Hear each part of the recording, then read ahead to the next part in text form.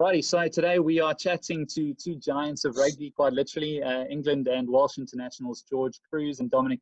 Listen, up until recently, both of you guys have featured prominently for Saracens over the last 3 years, and George, obviously, you played all of your club rugby there.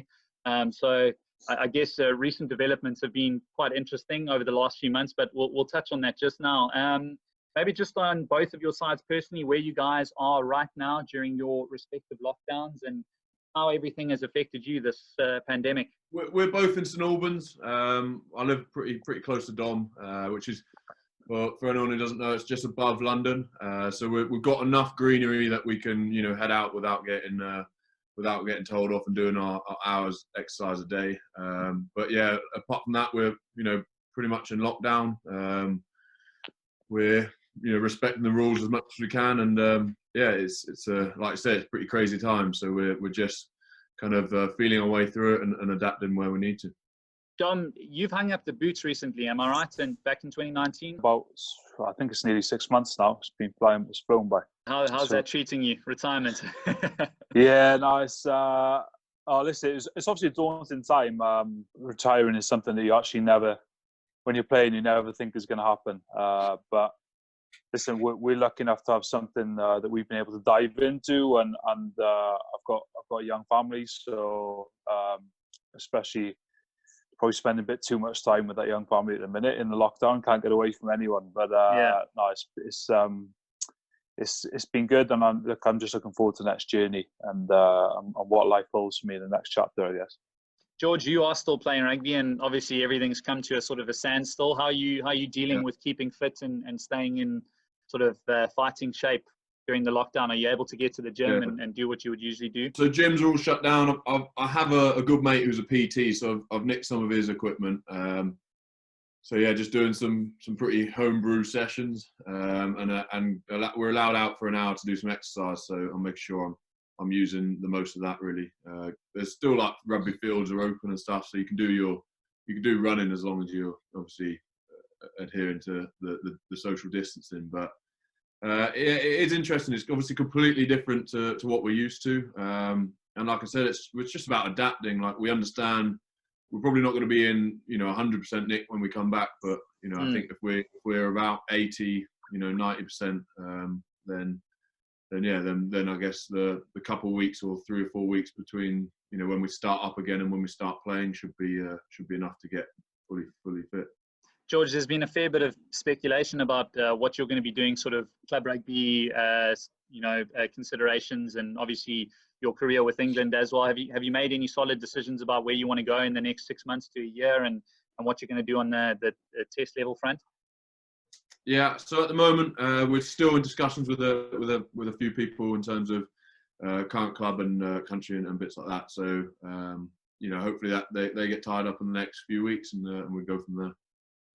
Just in terms of the business, we'll get into the whole, sort of journey that you guys have taken in setting up FourFive CBD, but how has the lockdown in particular affected the way you guys have been doing business, and perhaps even just sales of products at the moment? We're lucky enough to be in a sector that a lot of people are sort of pushing into at the minute, in terms of the public, which is health and wellness, because I think with coronavirus, everyone is becoming very aware of their own health and wellness, and we're also lucky enough to have launched in Boots, which is a big UK pharmacy. We only launched it maybe 2 weeks ago, so that's sort of given us, I guess, that push to help us get through this current sort of pandemic. And it's obviously a very tough time for most businesses. So we're just doing everything we can to sort of try and help people and make them feel comfortable coming and buying our products when we know it's a difficult time for everyone. This is probably just a good time to jump in the whole FourFive CBD thing. Maybe you guys can tell us a bit about your friendship. I take it that you guys became friends, obviously, Dom, when you joined Saracens, and George has been there since 2009. It's been a long time. Can you tell us a little bit about your friendship and how you sort of came about this idea of starting a CBD, company? In 2018, WADA took CBD off the banned substances list. So Dom had an operation kind of January 2018, and I had one in February. And Dom was just recommending stuff that he used to get over certain symptoms. And I think off the back of that, we're part of a business as well previously, and obviously we spent a lot of time together, good mates. Spent a fair bit of time in the change room and stuff, talking about what we can do with our lives, I guess. And I guess there was the opportunity of a gap in the market in the UK and elsewhere around providing top quality CBD products, with some trusted backgrounds, and yeah, I guess that and put that together with the fact that we believed in the product made it a pretty easy thing to dip into. Obviously, there's been plenty of hurdles since, but it's been a good journey so far. Look, I've been involved in rugby circles for quite a long time myself, and some of the guys that have played professionally that I know personally had said to me that taking sort of prescription painkillers and stuff sort of becomes the norm.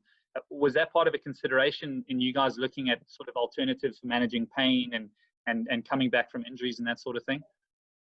I think the main thing is by law in the UK specifically, we are a food supplement company, and I guess for us in elite level performance, we're just obsessed with marginal gains and making sure that where we can squeeze bits of improvement wherever, then we're trying to do the best. For us, we see it a lot like a vitamin C, like a food supplement that for us it's more the basic stuff that we should be taking to help maintain a healthy lifestyle. So there is a massive element of what you talk about, and it's kind of I guess touchy subject for us in terms of what we can and can't say. But yeah, of course, we're looking for natural alternatives, and this CBD is from a plant. It's a natural substance and something that that we fully believe in.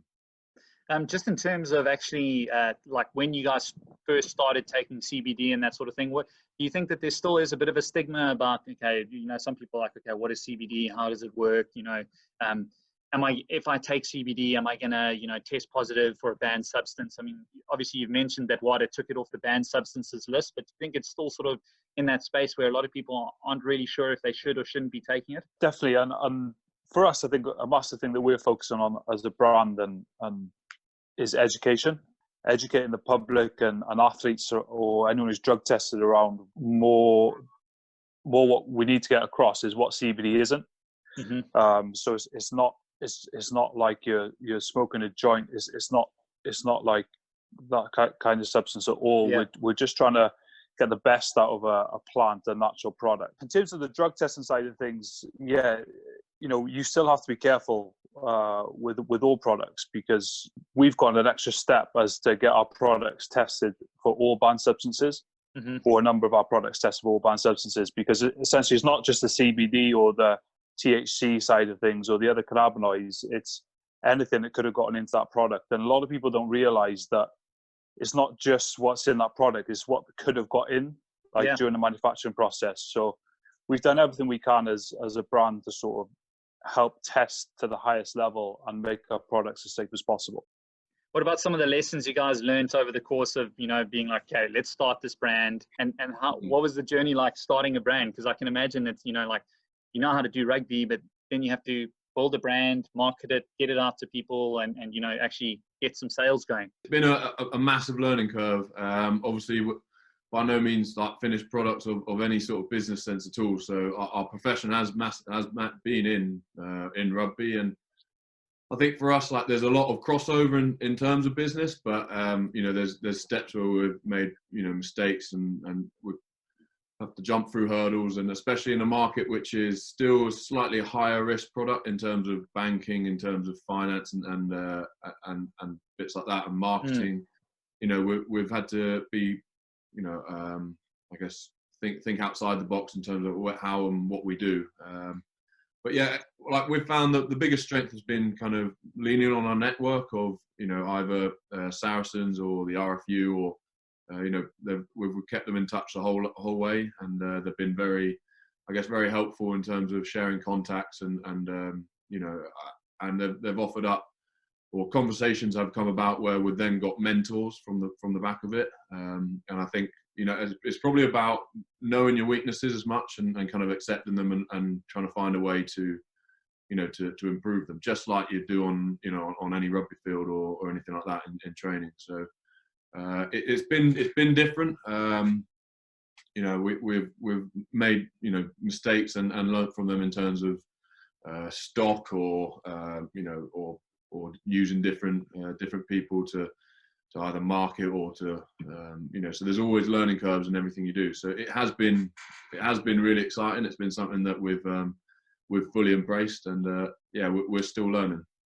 Dom, while you were still playing, how difficult was it for you to sort of balance this work situation? Because that's essentially what it is. You guys are playing rugby professionally and then trying to set up a business, a side hustle on the side. But I guess, you know, this is a full-time business. Yeah, I know it's the same for both of us. We just finished training or literally in training. We would finish, you know, the morning session, and then we were straight in, and we were stealing whatever desk we could in training, and just sending emails and getting in contact with people. And then, you know, straight after you finished training, it was the same again. We were going home and just, like you say, sort of hustling and sending emails and making calls and whatever needs to be done. It was, George is in the middle of that now, you know, playing rugby and running a business. It's difficult. It is difficult, but we definitely have one eye on what George has, and I did have, on life after rugby, because,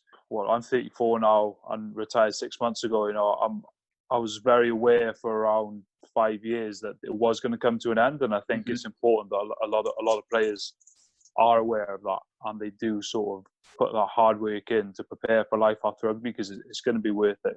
You don't want to come out and sort of be twiddling your thumbs. Just in terms of your South African connection now, because obviously you are now launching and these products are available in South Africa. I went and had a look at your guys' social media, and Damien Willemse went across to Saracens, and he played one game before he joined the Springboks at the World Cup. And I saw that, you know, there was a post with him sort of endorsing FourFive CBD as well. Are you going to look to do the same sort of thing in South Africa? And do you foresee quite a few people taking it up? Like, our strengths are probably, you know, the fact that we are rugby players, or have been rugby players, and, you know, we've got good enough connections in those circles. And I think it's just a way of marketing it. But essentially, our main goal is to get, like we have done in the UK, to get into you know, the major high street retailers. So it could be Discam or whatever's the right suitable partner. Yep. And I think, you know, that it's a method of reaching out to people, definitely using, you know, social media and connections. And yeah, it's something that we're pretty interested in. All the best with FourFive CBD. I hope it really does go well. I want to just jump into more conversations about rugby, and maybe we can just start with Saracens. And like I said, I'm not sure how much you guys can say, obviously, with everything that's going on and the relegation that is happening. I guess, George, from you, just being there for 11 years, it must have been very difficult to see so many bad things happen to the club in a very short amount of time. It's been a roller coaster, definitely. And in terms of, like, when the roller coaster will stop, no one's really sure anymore, because we're now taking another dip with the COVID stuff. But I think, look, I think from a personal point of view, and I guess that's what I can speak about, it's been a club that's been built on relationships for a long, long time. It hasn't been like a project that has been, you know, straight bought into and kind of, we bought the best players in the world and chucked them in the pot. You know, we've built an academy. We started off with a large South African contingent. Of a lot of them were, you know, didn't start fairly well known, but obviously end up, you know, growing into some amazing players. And I think they led the charge in terms of really setting the standards of what hard work was about and what kind of friendships were about, which led to a group of, I guess, people in my age group, which were, you know, Jamie George, Owen Farrell, Mako, like Jackson Ray, all of that lot to really, I guess, push through and become that core unit of the club. And I think that's, you know, that's what the whole project has been for the last 10 or 12 years. So I think to see that kind of disrupted a little bit, obviously, is you know, is heartbreaking. But obviously, you know, things have happened, and rightfully so. You know, there's been results off the back of it. So yeah, I think we can look back on definitely a lot of good times, a lot of hard, honest work has gone into it as well. So I think it's it's a tough one to review, I guess. But I do know that kind of the relationships or the stuff that we did do, hard work wise, we're still seeing those relationships staying strong now. So I think it's probably a testament to that fact, which is. You played alongside guys like Skalk Brits and Skalk Burger, a man who is revered in South Africa. How much did he have, or how much of a role did he play in I guess, teaching both of you guys about rugby and tricks of the trade and that sort of thing? Because I mean, he will go down as one of the legends of the game. Is it on or off the field? Both. he likes a door. I know he does. Look, I don't think you can find someone who probably doesn't like him. I mean, you probably find a few people, but he's, they're both really good men. They, like I said, like they really value relationships. They value, time spent with each other and with the team. They fit in unbelievably well on the field, but probably more so off the field as well, which is, I guess, a testament to what you could call a great rugby player. Dom, any thoughts there? Yeah, so I turned up. So I played for Melbourne Rebels, and then I flew in. And literally the night I got to London, Scott Berger took me out for a few pints, which turned into about 10, 12 pints, and jet lag and a hangover the next day was brutal. But listen, they're both like the nicest guys you ever meet, and going in every day and. Scala Brits just had that massive smile, like every single day, like without doubt, and who'd always sort of bring energy to training, and they were both brilliant guys. Really enjoyed playing with them.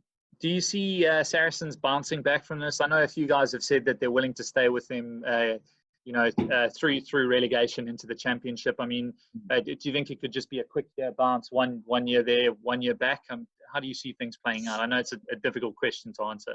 No, I do. I really do. I think a lot of the key people have re-signed. I think the structures are in place behind doors. And it's like I said, it's pretty open book there at the moment. So there's a line drawn in the sand, I think, and it's something that people can move on from.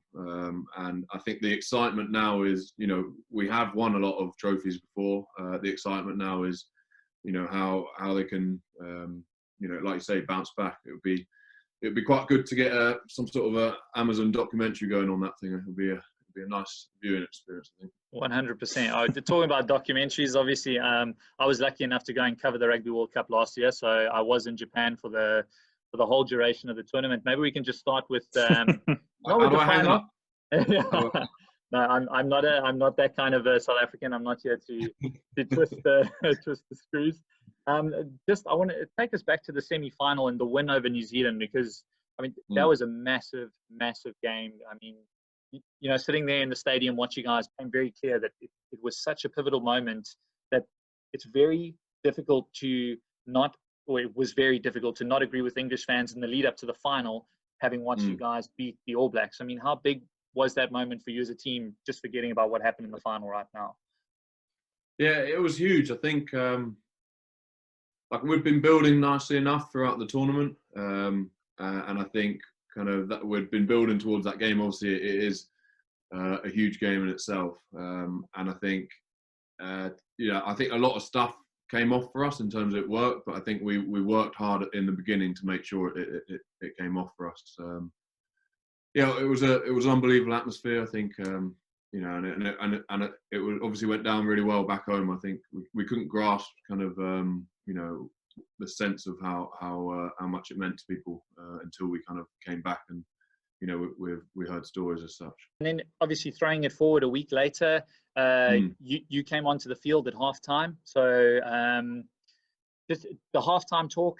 Obviously, the scoreline was still very narrow at the halftime break. South Africa, I think it was 9-3.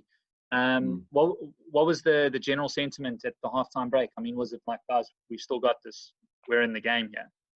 Yeah, for sure. I think the main thing was obviously probably the set piece battle in terms of what was going on and the dominance you guys had, which was leading to us kind of creaking a bit. And I think it like a very nice, simple game plan that you guys came out with, and it was, you know, highly effective, because you had a 6-2 split on the bench as well, which kind of, you know, is psychologically, I think is something which is, you know, pretty big, especially when we have, you know, a prop go off early doors as well. So it's, you know, like you had a simple game plan and executed it very well, and played off the back of kind of forwards dominance. So it was about kind of turning that and trying to turn it round, and you know, I guess unfortunately for us, we couldn't do that, and yeah, credit goes to the South African pack.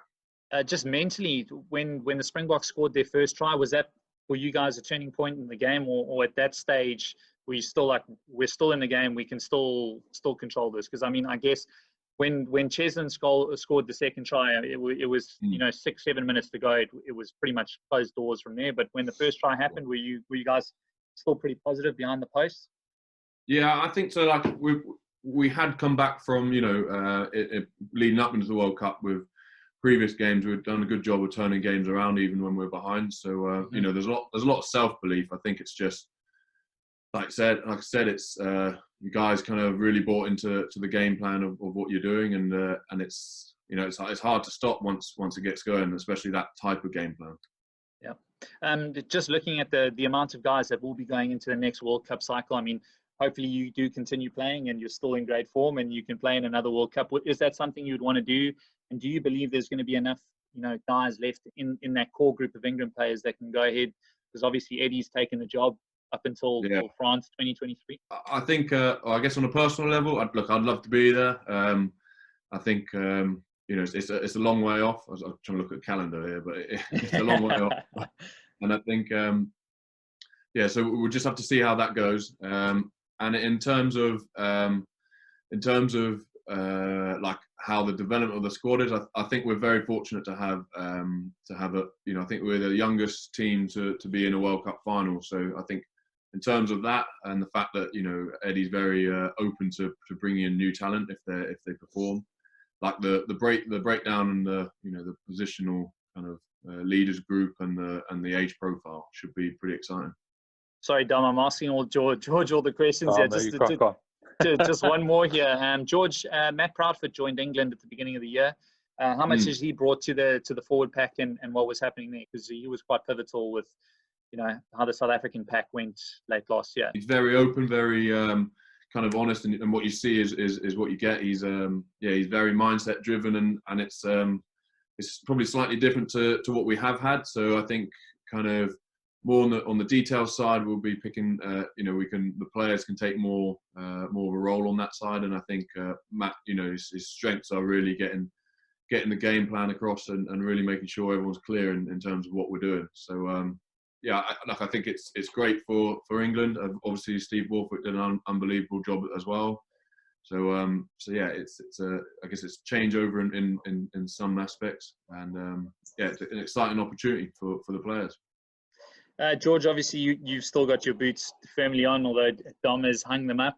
Dom, I guess you're sort of driving things at FourFive CBD. That's your full-time gig. Yeah. So I've gone full-time to the business, and listen, it's pretty exciting space to be in, especially now that we've sort of branched out into South Africa as well. Yes, an exciting space. It's very fast moving, but you know, at the moment, I'm lucky enough to have, obviously, George, during the current times, we're both sort of driving it together, and constant Zoom calls every day, pushing things forward. And yeah, listen, it's like I mentioned earlier, I'm just so lucky to have something like this to go into post rugby. George, just finally, how do you see coronavirus sort of playing out over the next few months? When you guys will be back into training, that sort of thing? Has there been any talk of that sort of stuff internationally wise? And obviously you're still weighing up club commitments.